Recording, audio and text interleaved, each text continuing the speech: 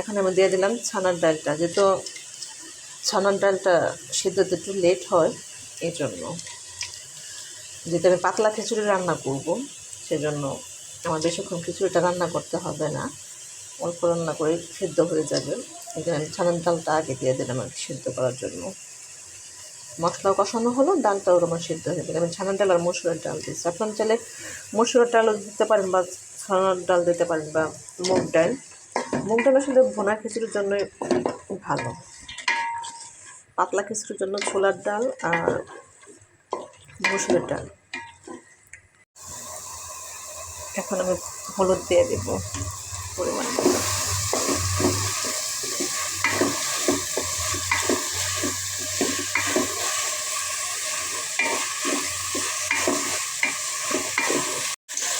দেখতে দেখতে শীতটাও চলে যেতেছে। শীতটা যদি সারা বছর থাকতে কতই না ভালো হবে। দেখতে দেখতে সব বাচ্চাদের স্কুল ছুটি শেষ, এখন আমার সবার ক্লাস শুরু হয়ে গেছে, আবার ব্যস্ত জীবন। কিছুটা ঝাল ঝাল হবে, 1 চামচ মরিচের গুঁড়া দিয়ে দেবো আমি।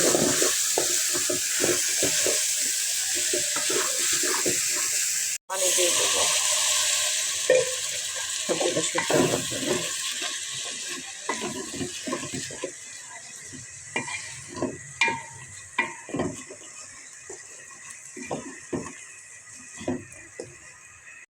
এখন আমি সবগুলো সবজি দিয়ে দেবো।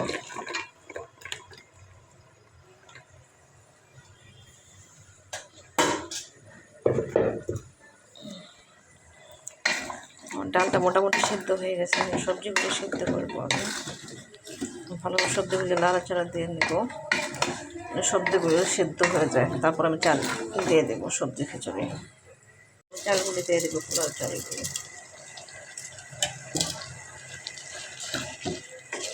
ভালো করে নাড়াচাড়া দিয়ে চালটা একটু ভাজা নেব পানির সাথেই।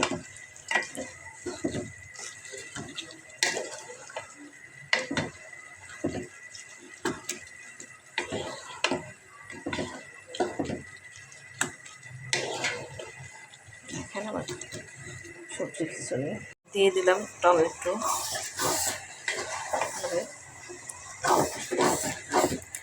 সবজিটা ভালোভাবে নাড়াচাড়া দিয়ে পানি দিয়ে দেব। কাঁচামরিচ আর আচার দেবো আমি লাস্টে।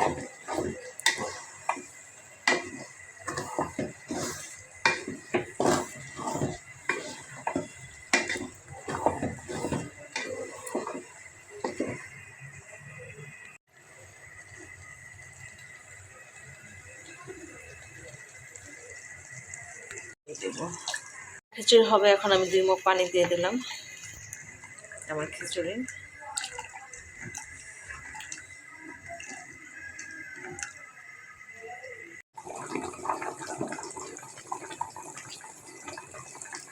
আমার খিচুড়ি প্রায় হয়ে গেছে, বলক উঠে গেছে, কিন্তু আমি সবজি খিচুড়ি রান্না করতেছি।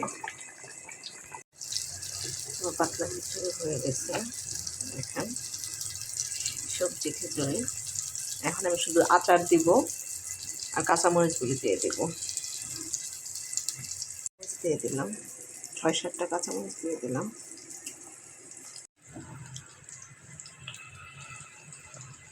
খিচুড়ি হয়ে গেছে, দেখেন পাতলা খিচুড়ি। যদি ভিডিওটা ভালো লাগে লাইক, কমেন্ট এবং সাবস্ক্রাইব শেয়ার করে দেবেন। সাবস্ক্রাইব করতে কিন্তু 1 সেকেন্ডও সময় লাগে না, আর এটার জন্য আপনাকে টাকাও পে করতে হবে না। বেশি বেশি করে লাইক করবেন এবং সবাইকে শেয়ার করে দেবেন। আমরা সবাই কম বেশি রান্না করতে পারি, সবাই জানি, বাট এক একজনে এক এক ধরনের রান্না করা হয়। যদি ভিডিওটা ভালো লাগে আশা করি সবাই সাবস্ক্রাইব এবং শেয়ার করে দেবেন। সবাই ভালো থাকেন, আল্লাহ হাফেজ, টাটা, বাই বাই, আসসালামু আলাইকুম।